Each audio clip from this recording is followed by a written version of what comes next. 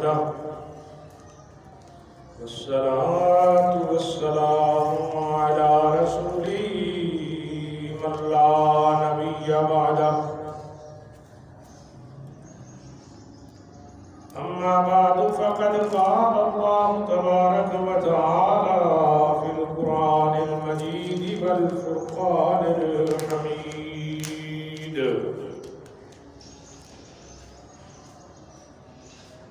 وإذ زاغت الأبصار وبلغت القلوب الحناجر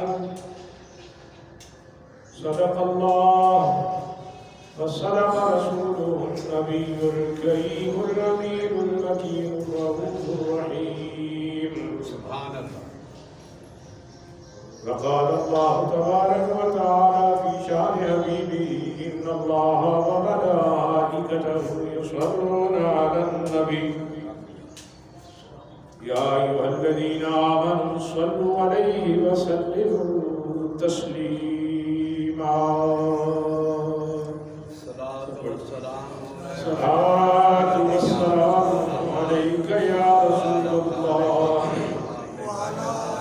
وعلى آلك وأصحابك يا حبيب الله. صلاة والسلام عليك يا نور الله وعلى آلك وأصحابك يا محبوب الله. حمد و ثنا کے بعد نہایت واجب الاحترام بزرگوں دوستوں، اسلامی سال کا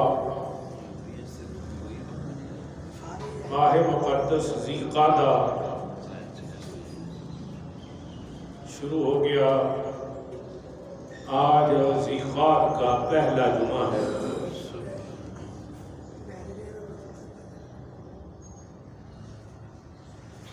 اللہ تعالیٰ سے دعا ہے کہ اللہ پاک اس ماہ مقدس کو ہم سب کے لیے خیر و برکت والا بنائے.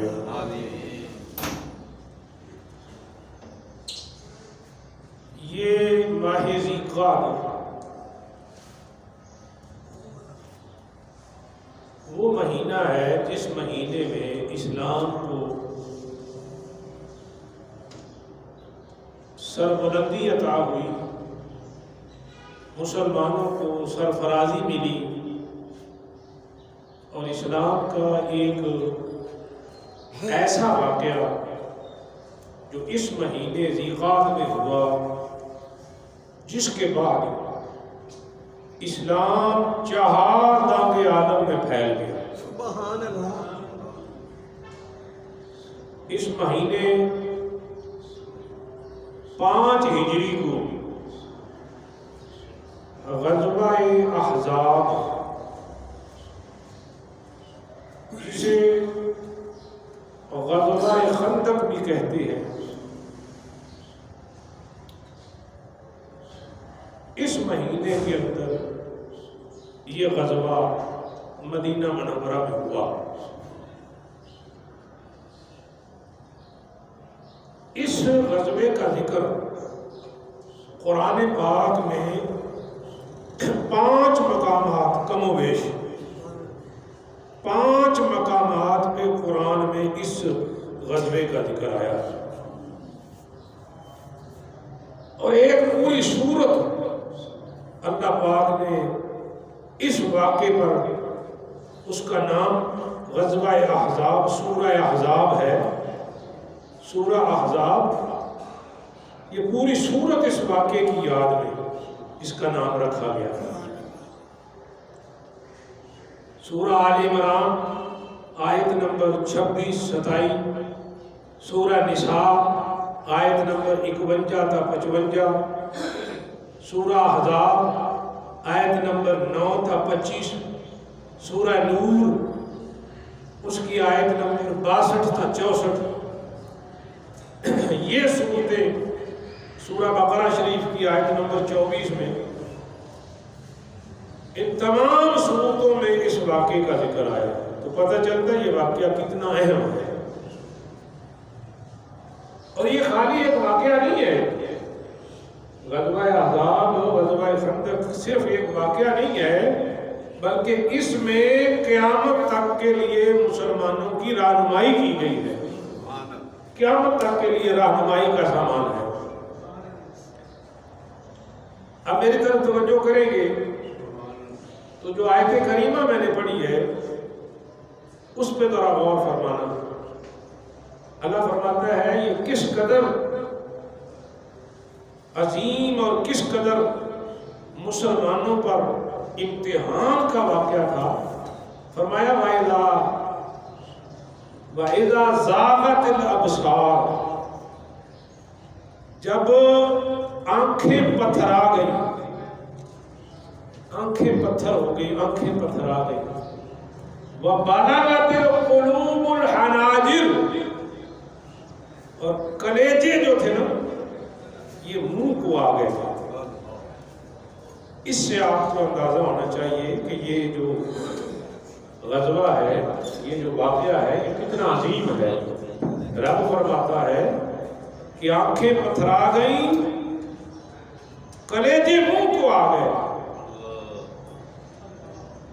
یہ اس مہینے میں ذیقعد میں یہ واقعہ ہوا، تو موقع کی مناسبت سے آج میں نے چاہا کہ آپ کو اس مہینے کے اندر بڑے پیارے واقعات بھی ہوئے، سونے پاک نبی کے بڑے بڑے پیارے معجزات بھی ہوئے ہیں، اور صحابہ کرام کی ایمان کی طاقت دنیا نے دیکھی اس مہینے میں، اور ایک ایک صحابی حضور کا اور حضور کی صحابیات ان کا بھی تذکرہ اس واقعے میں موجود ہے۔ یہ مسجد نبوی شریف سے 1400 میٹر شمال کی جانب، یہ ایک جبل صدا جو پہاڑ ہے نا، جبل صدا، جبل صدا کے عقب میں یہ خندق کھودی گئی تھی۔ اس جنگ کو جنگ احزاب کہتے ہیں۔ احزاب کیوں کہتے ہیں؟ حزب کہتے ہیں گروہ کو، اور احزاب اس کی جمع ہے، یعنی قبیلوں کے قبیلے اس جنگ میں آئے تھے۔ تو مسلمانوں کے مقابلے کے لیے 17 قبیلے اکٹھے ہو کے مسلمانوں کے مقابلے میں مدینے پر جنہوں نے چڑھائی کی،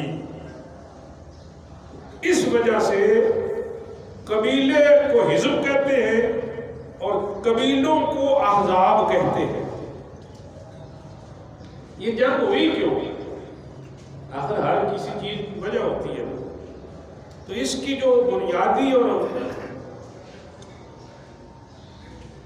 بیسک وجہ ہے وہ یہ تھی کہ جب جنگ احد ختم ہو گئی نا،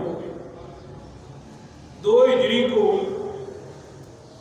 غزوہ بدر ہوا، 3 کو جنگ احد ہوئی، احد کی جنگ ختم ہوئی جہاں امیر حمزہ شہادت کا درجہ پا گئے۔ 2 جمعے پہلے میں نے آپ کو یہ سارا واقعہ سنایا۔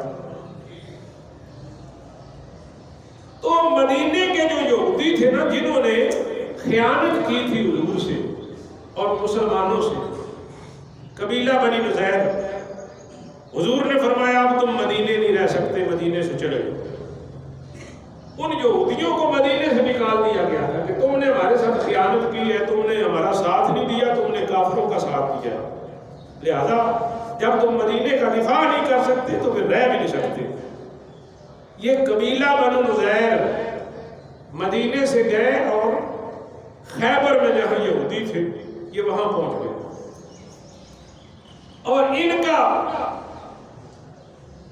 سردار جو تھا نا وہ یہی بن اخطب، اس نے وہاں جا کے کہانیاں سنائی اور یہودیوں کو ساتھ ملایا۔ انہوں نے کہا یار ہم سب مل کے مکے والوں کے پاس جاتے ہیں، اور مکے والے پہلے حضور کے دشمن تھے، بدر میں بھی مکے والوں نے چڑھائی کی، احد میں بھی مکے والوں نے چڑھائی کی۔ تو مکے والوں نے کہا ٹھیک ہے ہم تمہارے ساتھ ہیں، ابو سفیان کی قیادت میں 4000 پیدل، 300 گھوڑے، 1500 اونٹ یہ مکے والوں کی طرف سے آئے۔ قبیلہ غطفان 1000 سوار اس کی طرف سے آئے۔ قبیلہ بنی مرہ 400 اس کی طرف سے آئے۔ قبیلہ بنی شجع 700 ان کی طرف سے آئے۔ تو یوں کم و بیش 10,000 یا بعض کتابوں میں 25,000 یہ تمام قبیلوں اور پورے علاقے سے، جیسے یہ نہیں سمجھتے کہ مسلمانوں کے خلاف جتنے یہود و نبود کٹھے ہو جاتے ہیں، یہ اس وقت بھی یہی سچویشن تھی۔ مکے والے مشرک بھی تھے، یہودی بھی تھے، بنی غطفان والے بھی تھے، بنی شجاع والے بھی تھے، بنو سلیم والے بھی تھے، یہ سب مل کے مدینے پر انہوں نے چڑھائی کی۔ سونے پاک نبی کو پتہ چلا، حضور نے صحابہ سے مشورہ فرمایا، میرے غلاموں یہ سچویشن ہو گئی ہے، کیا کریں گا؟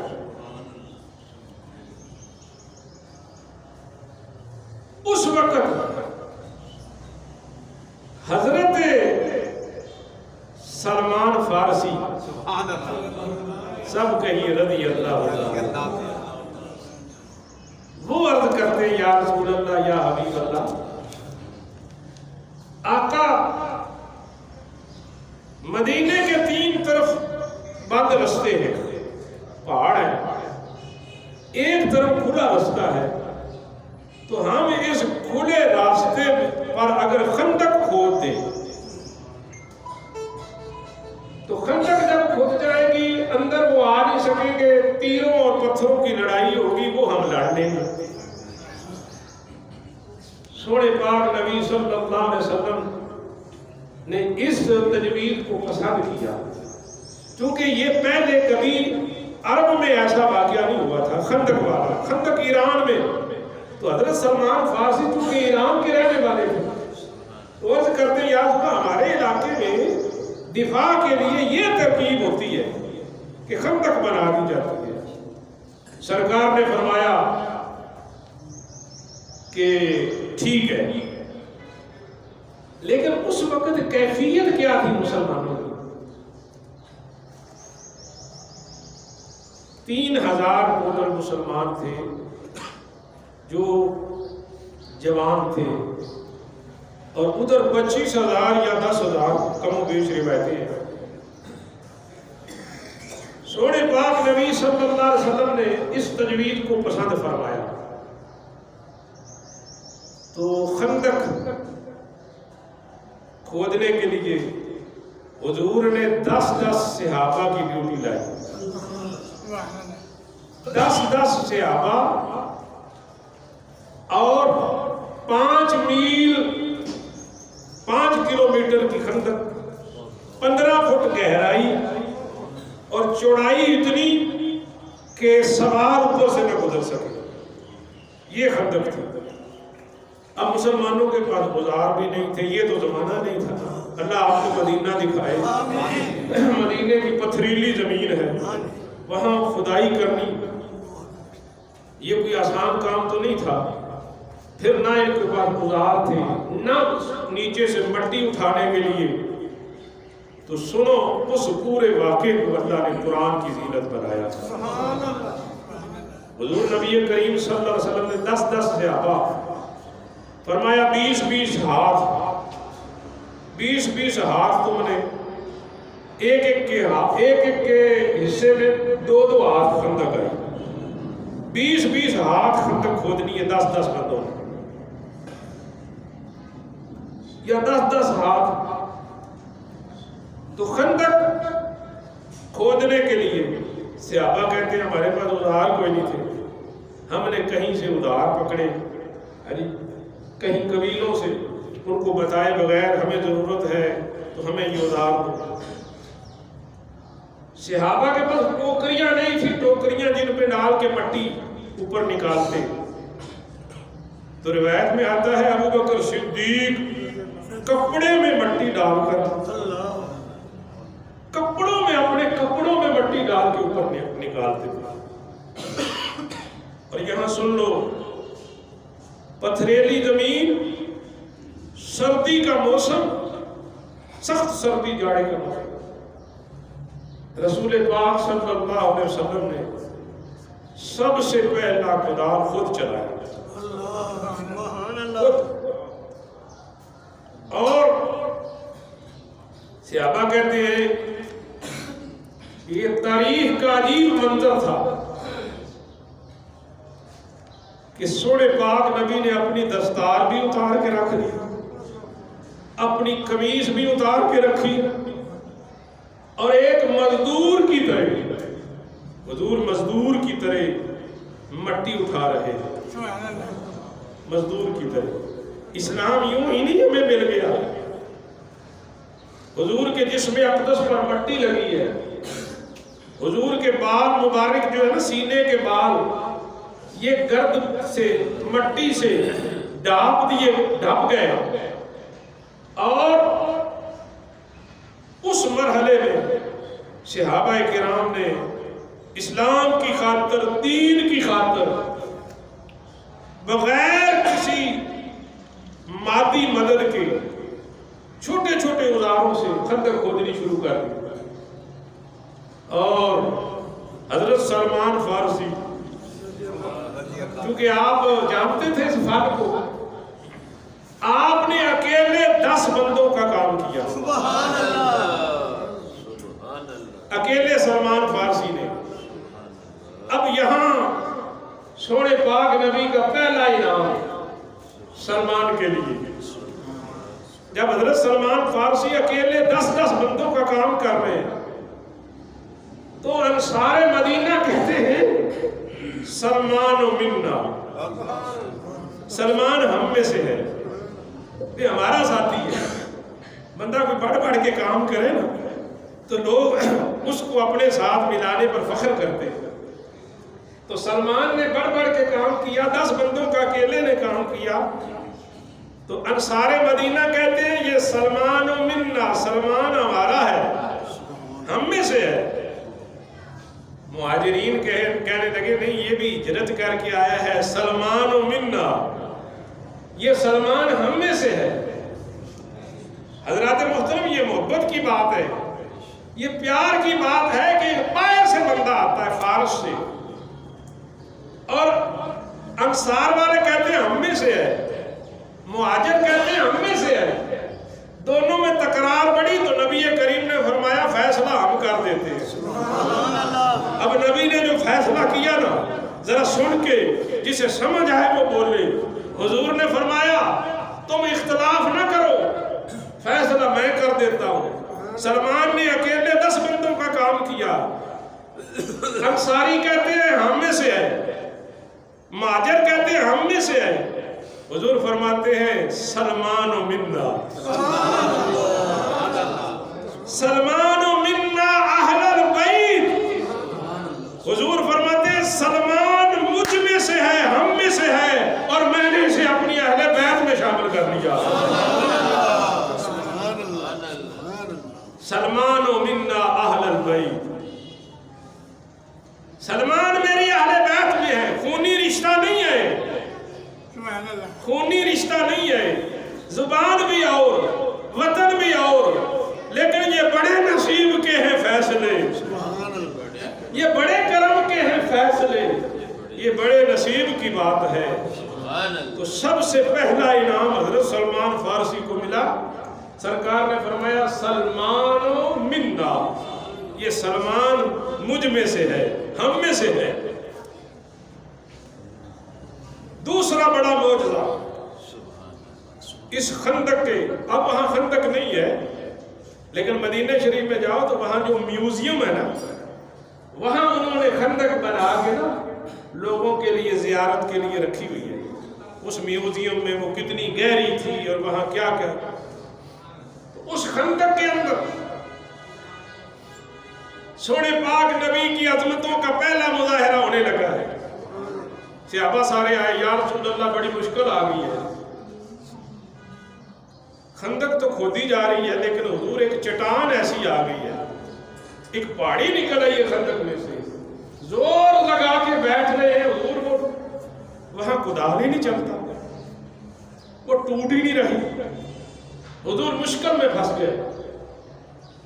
تو ہمارے بزرگ کیا فرماتے ہیں، اے مشکل جو سر پہ آ پڑی تیرے ہی نام سے ٹلی۔ لوگ کہتے ہیں صرف اللہ مشکل کشا ہے، اب صحابہ بتا رہے ہیں کہ اتنی بڑی مشکل ہے، ہمارا کام نامکمل ہے، اگر وہ پہاڑی بیچ میں سے نہ نکلتی تو فائدہ کوئی نہیں۔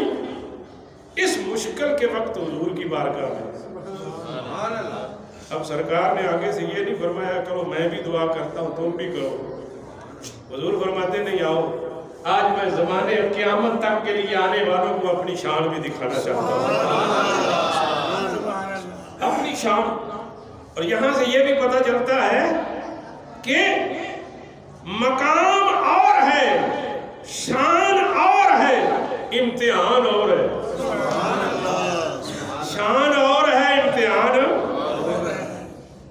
تو پہلے امتحان تھا خندق کھودنے کا، اب جب مشکل بنی تو شان سنو۔